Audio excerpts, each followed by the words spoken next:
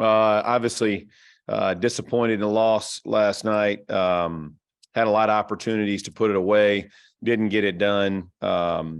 So disappointed from that. We got a lot of areas of execution we need to clean up, and that'll be the focus of the week. That'll be getting to. Obviously excited about Monday night and the Steelers coming to town. So we'll crank that thing up here the next day and get ready for Pittsburgh. All right, Zach Kiefer. Hey, Jeff.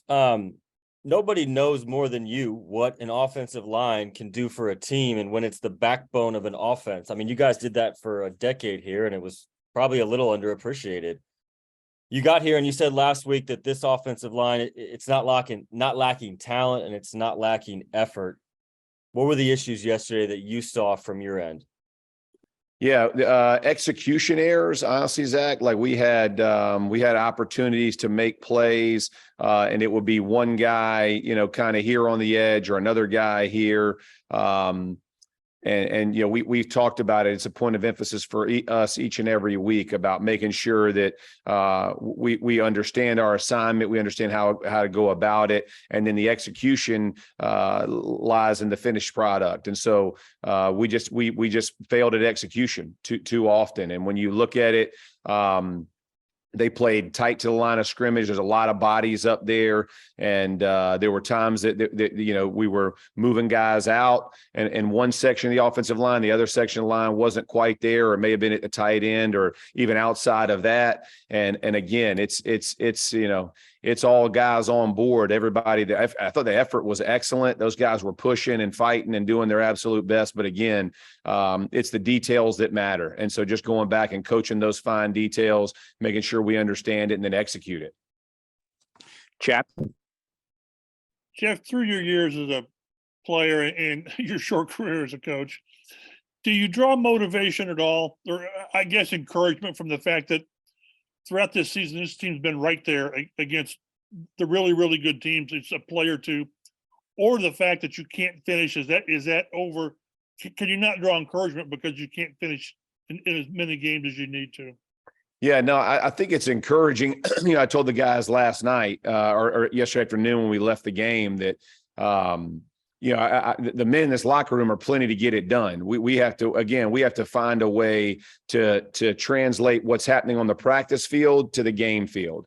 And we didn't do enough of that. And again, when you have opportunities like we had yesterday in different areas, whether it's offense, whether it's defense, whether it's special teams, there are certain areas of emphasis that have to be made throughout a game. And finding a way to do that, Chap, is vital. And so we're right there at the cusp. And the facts are, as disappointed as it was to lose the lead, we got a timeout and a $1:20 to go get a field goal. I felt even good up to that point. So there was no point in the game where I felt like, man, this thing is out of our hands, or we're not doing what we should be doing.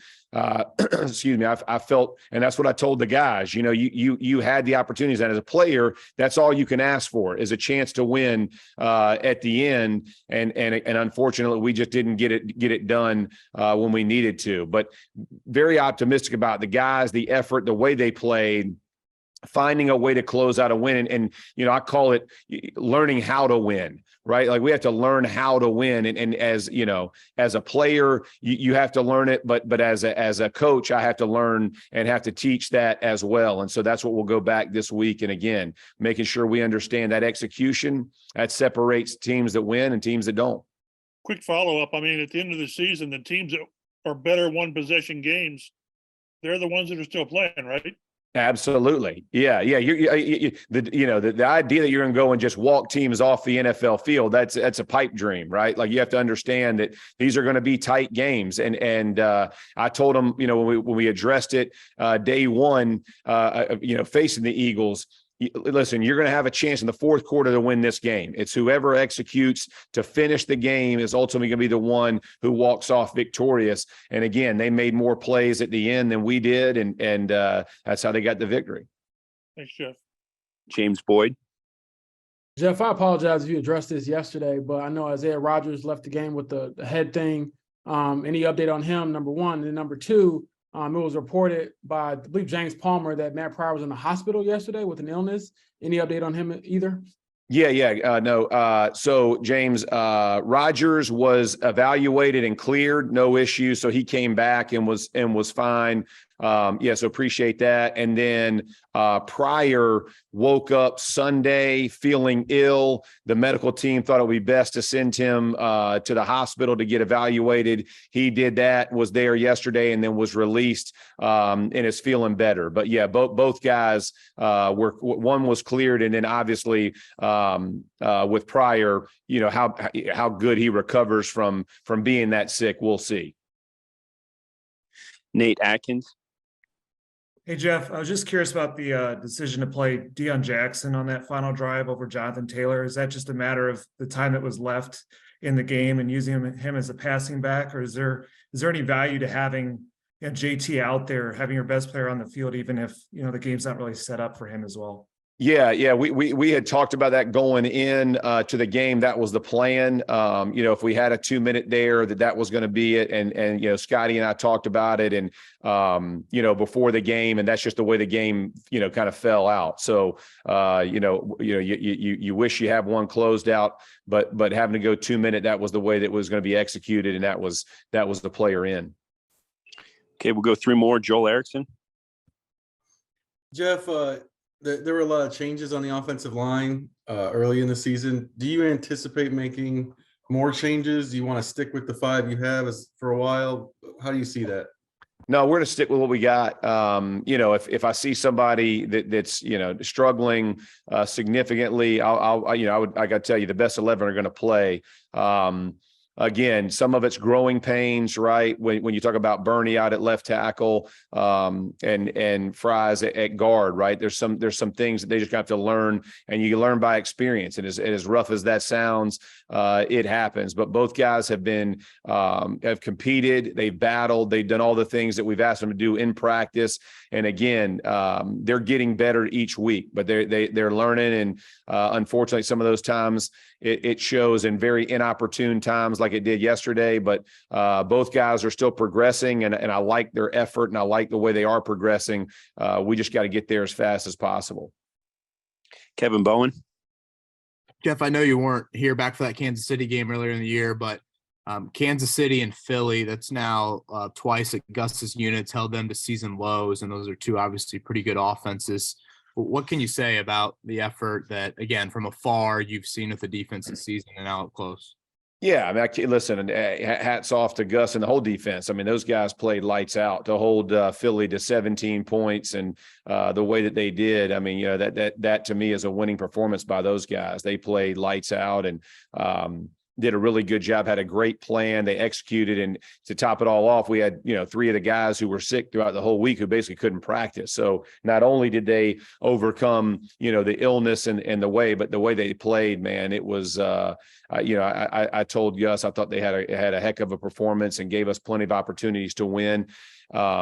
And they're like any defense. When you have the lead, they want to close the game out, and you get that. But when I look at it in totality, we had plenty of opportunities to get it done, whether it was offense or special teams, and we didn't quite get it done. And that's the facts of the game. And we got to play better and got to execute more if we want to beat teams like Philly.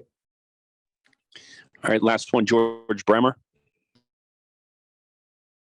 Going back to Chap's line of questioning in these 1-score games and in these. One second here, George. 1 second. We got to fix it on our end. Can you hear us? All right, Jeff? I can hear you now. Okay, go ahead, George. Going back to Chap's line of questioning in these 1-score games and in learning how to win, what separates, in your experience, the teams that do execute in those moments from the teams that don't?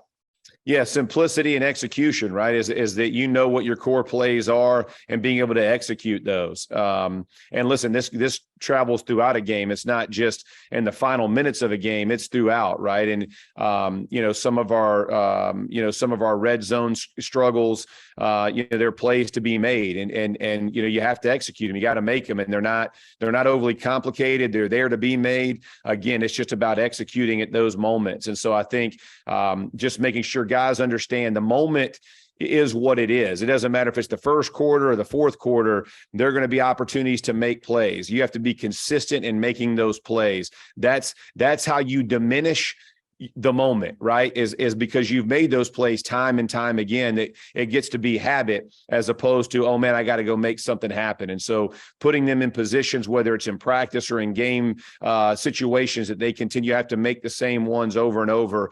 That's the plan. And we just got to go make it happen.